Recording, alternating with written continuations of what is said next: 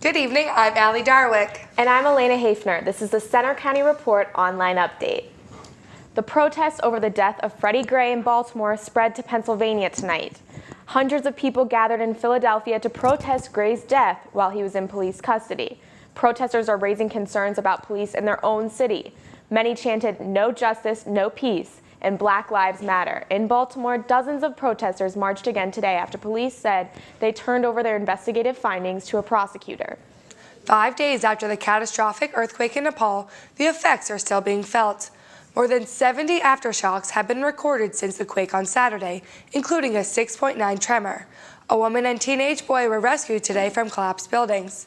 Meantime, relief is arriving for nearly 3 million people left homeless. We talked with the UNICEF, a UN humanitarian relief organization. With 40% of Nepal's population being children, we were ready to jump in and work by setting up water and sanitation and hygiene-related activities, anything from providing water purification tablets to oral rehydration salts. Nearly 6,000 people have died from the earthquake. There's new information tonight on the Kappa Delta Rho fraternity scandal at Penn State. Tonight, a university spokeswoman told us Penn State has handed over its student conduct investigation report to the Interfraternity Council. The IFC may wrap up its disciplinary process in the next few weeks. Meantime, the university police investigation continue. KDR is suspended after a scandal involving photos of nude women on Facebook. Police are still trying to identify potential suspects in a vandalism case in State College. The vandalism happened between March 15th and April 9th and caused more than $5,000 in damage to the Pi Kappa Phi house. Members of the fraternity were evicted this month after the Penn State frat was closed for violating rules. Police want to hear from you if you recognize the people in this surveillance video. Traffic will be busy in State College tomorrow as Penn State hosts the annual Move It On concert. The yearly outdoor concert held at the Blue Band practice field kicks off tomorrow with a lineup including hip-hop artist Big Sean and electro-indie band Passion Pit. The concert is free to the public. It begins at 3:30 tomorrow afternoon and goes until 10:30 p.m. If you missed country music star Garth Brooks last weekend, not to worry, he's back. Brooks will perform at the Bryce Jordan Center tomorrow night at 7. There will be 2 more shows Saturday night at 7 and 10:30. This is the singer's second concert series on consecutive weekends. Tickets are still available for this weekend's shows. Bryce Jordan Center concertgoers are able to again enjoy a cold beer while being serenaded by Garth Brooks. The BJC has a temporary liquor license, so anyone over 21 can buy alcohol during these specific performances. Officials are using these weekends to test the success of alcohol sales. They're waiting to hear back on the application they submitted in February for a public venue license from the Liquor Control Board. That would allow alcohol to be served full-time, only exempting university events.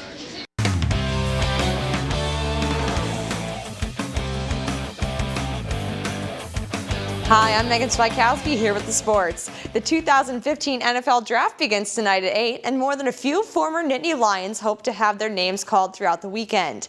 Adrian Amos, Deion Barnes, Miles Deffenbach, Sam Ficken, Mike Hull, Jesse James, C.J. Olanian, and Donovan Smith all have hopes of playing in the NFL, and the draft could be the first step in getting into the league. Donovan Smith is the lone Lion attending the draft and will be just one of 26 players in Chicago for the draft. CCR reporter Mike Worgan is in Chicago covering the draft. Mike? With the draft here, it's the first time in 51 years that it's been here. I'm right across from Grant Park now, where the third day of the NFL draft will be held. You mentioned those 8 Penn State players. One in particular, Mike Hull, has some big shoes to fill. Penn State has the most linebackers taken in the draft all time, 10 more than any other school, in fact. I got a chance to sit down with him earlier this week. Heard from Maudie and even Tim Shaw and a couple other guys. Don't watch the draft. It's probably one of the hardest things you can do. Hull's best chance of getting drafted will come on Saturday, when the NFL draft moves outside and over to Grant Park.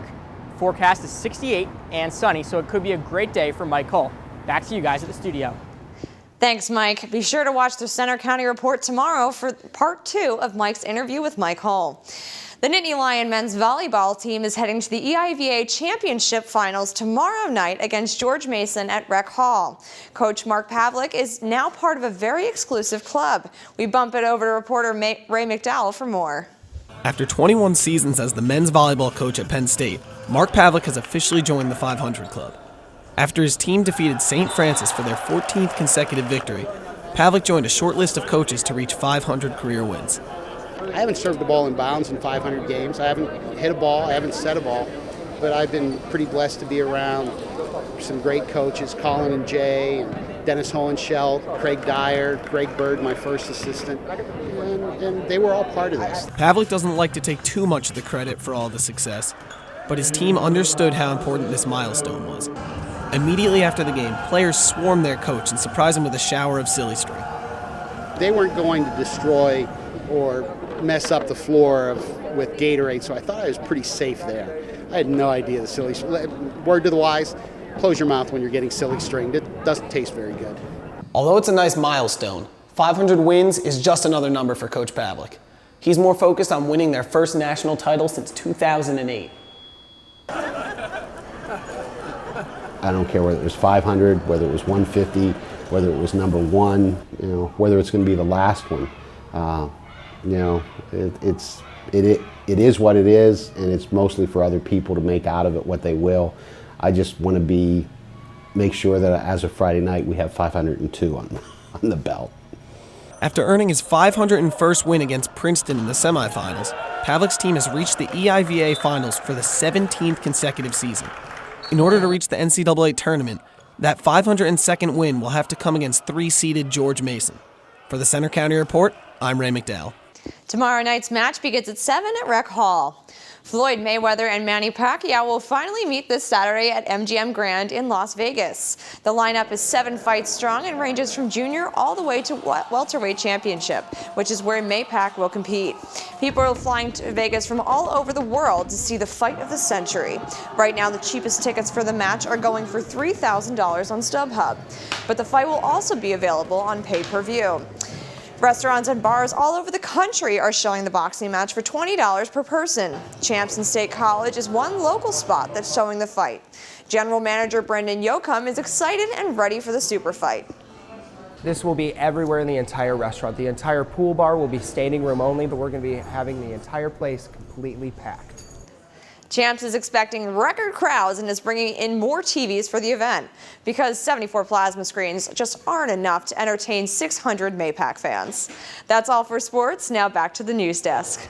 Thanks, Megan, and be sure to watch the Center County Report tomorrow. The U.S. Supreme Court is hearing arguments on same-sex marriage. Hear from a local couple about what the potentially historic court decisions mean for them. That's all for tonight's online update. Join us tomorrow for the Center County Report live at noon. Have a good night.